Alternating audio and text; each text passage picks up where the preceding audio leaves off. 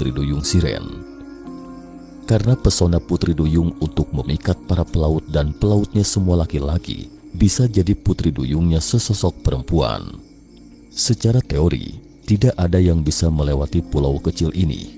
Tapi ada 3 orang yang berhasil melewati pulau itu. Salah satunya adalah musisi Orpheus dalam mitologi Yunani. Orpheus ini sangat terampil bermain harpa. Ketika dia melewati wilayah perairan monster laut Siren, Siren pun mulai bernyanyi. Kemudian Orpheus memainkan harpa. Dan tak disangka, petikan harpanya seketika memikat Siren. Dia terkesima mendengar petikan harpa Orpheus. Lalu Orpheus pun berhasil melewati pulau itu. Seberapa hebatnya Orpheus dalam memetik harpa? Istrinya juga tertarik oleh petikan harpanya dan jatuh cinta padanya.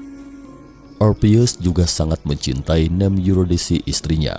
Namun istrinya meninggal setelah digigit ular berbisa. Orpheus sangat sedih.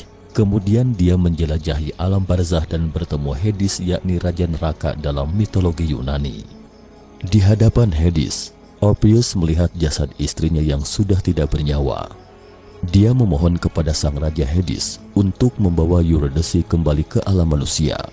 Namun Hades tidak mengizinkannya dan mengatakan bahwa kematian adalah bagian dari hidup.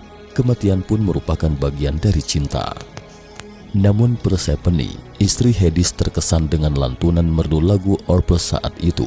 Kemudian memohon kepada Hades suaminya untuk mengizinkan Orpheus membawa Eurydice kembali ke alam manusia untuk terakhir kalinya.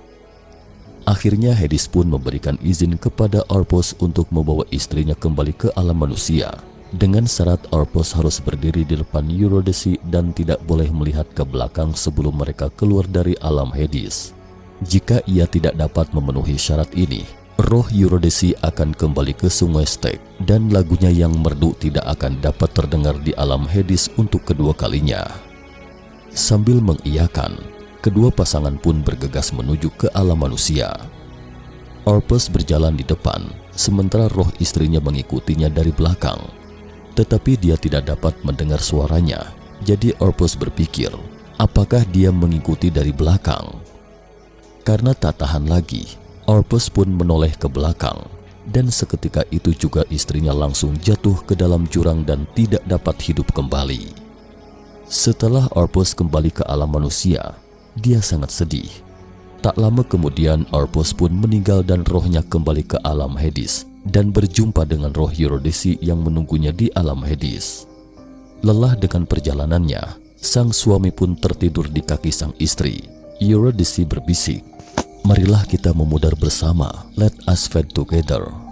Selain mitologi Yunani, dalam mitologi Jerman juga ada deskripsi serupa.